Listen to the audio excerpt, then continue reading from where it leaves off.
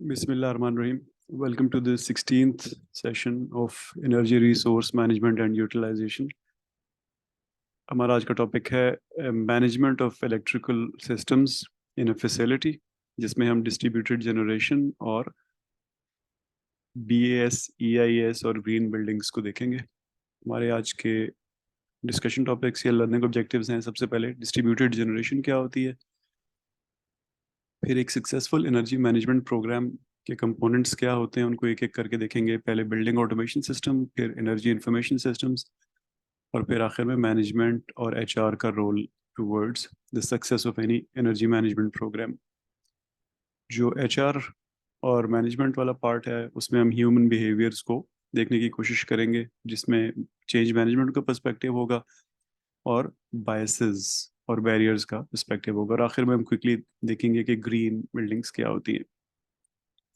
तो हमने पहले इस कोर्स में टेक्निकल चीज़ें देखी कि कैसे जब हम इलेक्ट्रिकल सिस्टम्स को या पावर को या एनर्जी की कॉस्ट को मैनेज करते हैं, तो कौन कौन सी चीज़ें हमने देखनी होती हैं। फिर उसके बाद हमने पहले रिन्यूएबल रिसोर्सेज को देखा कि कैसे, क्योंकि दे आर अपकमिंग और आगे इंडस्ट्री में इनकी बड़ी खपत होगी। तो उस पर्सपेक्टिव से भी हमने देखा कि इलेक्ट्रिसिटी जनरेशन में उनका अभी क्या रोल है और फ्यूचर में क्या रोल आना है। और अभी वे आर एक वाटरशेड सेंस में देख रहे हैं कि ओवरऑल जो पिक्चर है उसमें जब आप सब चीज़ें इकट्ठी कर लेते हैं, टेक्निकल चीज़ें, फॉर एग्जांपल आप अपने घर में पंखे और वगैरह और सब AC और लाइटें ले आए और आखिर में आपने लगा ली, तो अब वक्त आ गया कि उनको इस्तेमाल करना है। तो इस्तेमाल करने में कुछ क्रिटिकल चीज़ें होती हैं जिनसे आप सक्सेसफुली इस्तेमाल कर सकते हैं उन चीज़ों को जो आपने टेक्निकली या मैनेजेरियली एक्वायर कर ली और इंस्टॉल कर ली हैं। क्योंकि कुछ ऐसे फैक्टर्स होते हैं जो कि उसके बाद भी चीज़ों को नाकाम बना सकते हैं अगर आप उनको अच्छी तरह ना समझें। तो बेसिकली आज हम उन चीज़ों को देखेंगे। पहले देखते हैं डिस्ट्रीब्यूटेड पावर जनरेशन क्या होती है।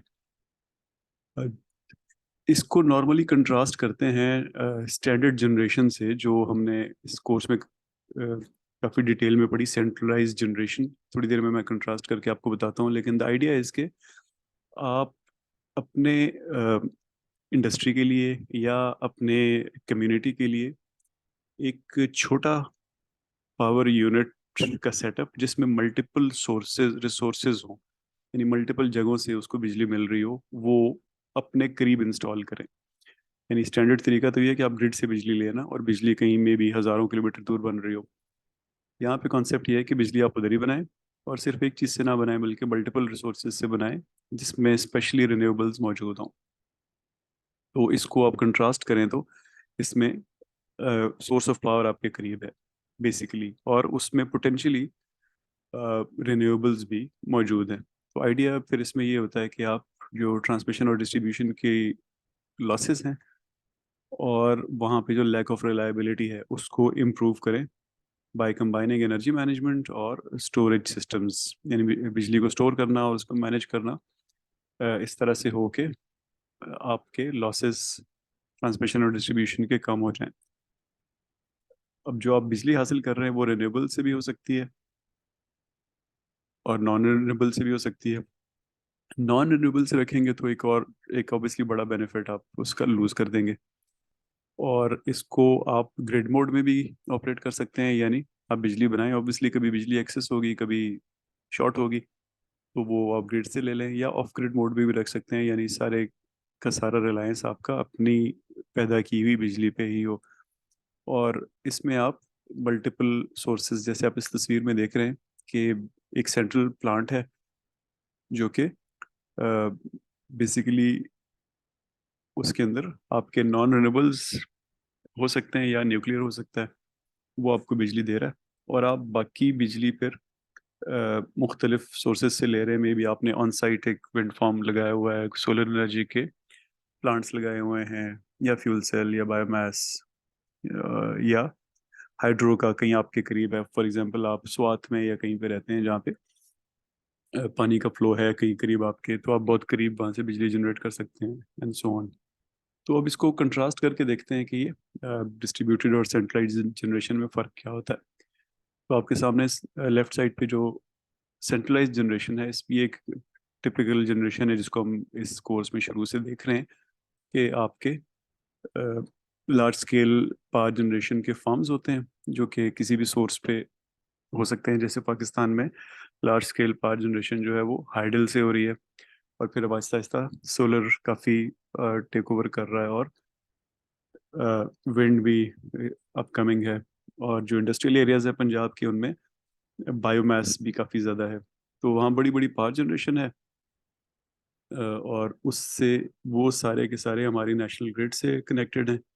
नेशनल ग्रिड जो है वो एक ट्रांसमिशन का बहुत बड़ा नेटवर्क है जो कि मुख्तलिफ जगहों पे ड्रॉप ऑफ करता है एनर्जी डिस्ट्रीब्यूशन नेटवर्क्स पे, और वो फिर आप तक पहुंचती है, इंडस्ट्री तक, घरों तक।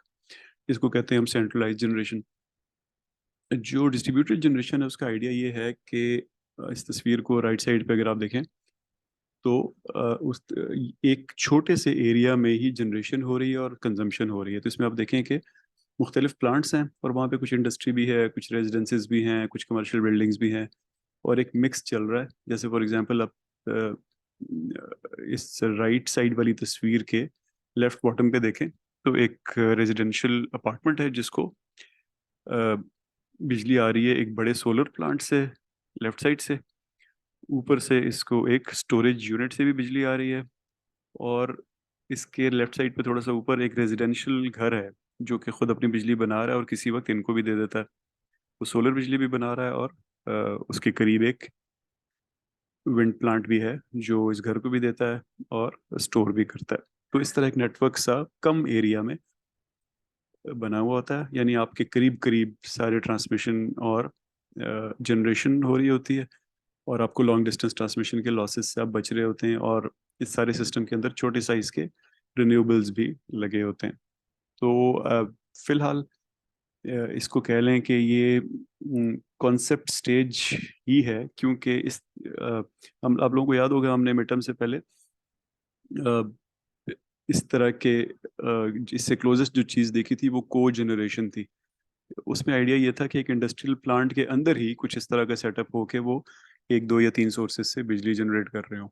लेकिन ये उसको एक्सटेंड किया हुआ है कि ना सिर्फ इंडस्ट्रियल प्लांट बल्कि एक छोटा एरिया है जिसमें घर भी हो सकते हैं, अपार्टमेंट भी, इंडस्ट्रियल भी वगैरह, और वो मुख्तलिफ सोर्सेज से बिजली ले रहे हो। तो अब कॉन्सेप्ट स्टेज पे मैं इसलिए कह रहा हूँ कि इसकी इंस्टॉलेशंस जो है कहीं पे एग्जांपल्स इसकी मौजूद नहीं है, लेकिन इस लोग जो स्पेशली पावर कंपनीज हैं वो पावर कंपनीज मतलब कि जो इक्विपमेंट बना रही हैं वो कन्विंस कर रही हैं लोगों को कि लगाएं।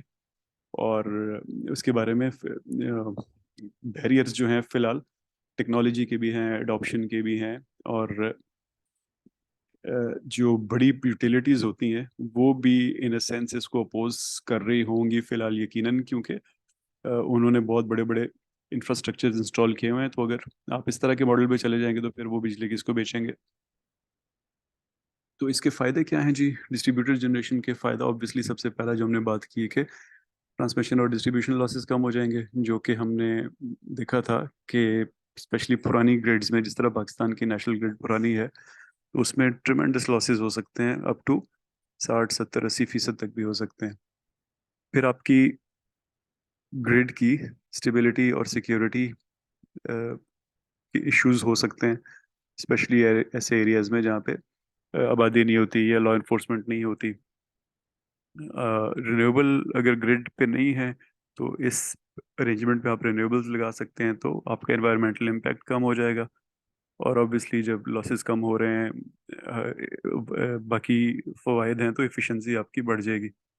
चैलेंज क्या है कि आपने अगर बहुत सारे सोर्सेज से एनर्जी लेनी है तो इनिशियल इन्वेस्टमेंट कॉस्ट होगी, फिर मेंटेनेंस कॉस्ट होगी, और अगर आपने रिन्यूएबल्स इस्तेमाल ना किए तो फिर वो सारे का सारा कॉन्सेप्ट ही डिफीट हो जाता है, क्योंकि हम इस रिन्यूएबल्स को इसका एक बड़ा फ़ायदा बता रहे हैं।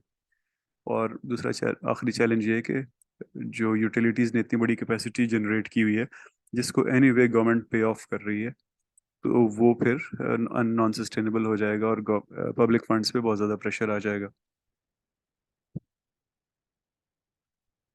तो ओवरऑल डिस्ट्रीब्यूटेड जनरेशन फिलहाल it's it's in concept stage, जो कि अब उसकी फ्यूचर इस तरह से डिसाइड होगा कि बिजली की प्राइस कैसे चल रही है। अगर ग्रिड ने ही आपको बहुत सस्ती बिजली देनी शुरू कर दी तो ऑब्वियसली फिर कोई नहीं लगाएगा इस तरह के प्लांट्स।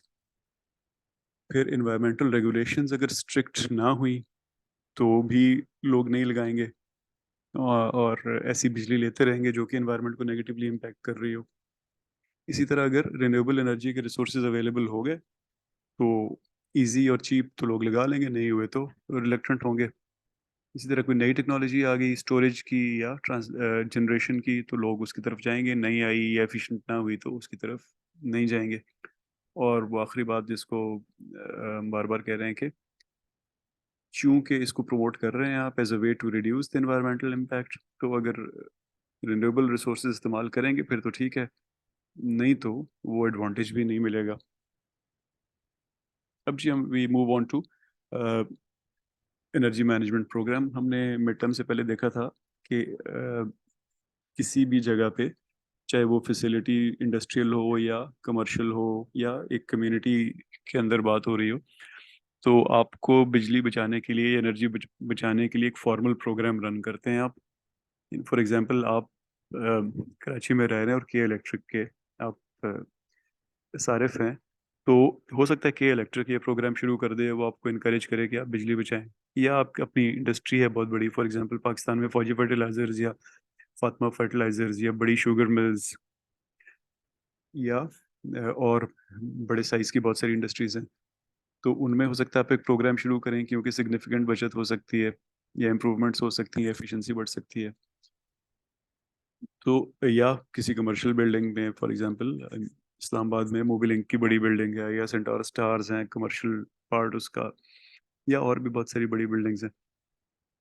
तो तीन कंपोनेंट्स होते हैं आपके एनर्जी मैनेजमेंट प्रोग्राम को सक्सेसफुल बनाने के। सबसे पहला कंपोनेंट है बिल्डिंग ऑटोमेशन सिस्टम। इन तीनों को हम एक एक करके देखते हैं ये क्या है। तो आइडिया ये है कि बिल्डिंग में जितनी भी सर्विसेज हैं, इंजीनियरिंग की, इलेक्ट्रिकल, मैकेनिकल, उन सबको ऑटोमेट करना और ऑप्टिमाइज करना। दूसरा कंपोनेंट है एनर्जी इंफॉर्मेशन सिस्टम, यानी डेटा सारा एनर्जी का एक जगह पे आए और वो इस शक्ल में अवेलेबल हो कि आप कोई डिसीजंस कर सकें regarding use and effectiveness of the energy. और सबसे आखिरी लेकिन सबसे क्रिटिकल, ह्यूमन बिहेवियर्स, लीडरशिप, और जो आपके लोग हैं, स्टाफ हैं, एचआर है जो काम कर रही है, वो प्रोग्राम की तरफ उनकी क्या अप्रोच है, वो उसको किस किस तरह से सपोर्ट कर रहे हैं। ये तीन चीज़ें क्रिटिकल होती हैं किसी भी एनर्जी मैनेजमेंट प्रोग्राम में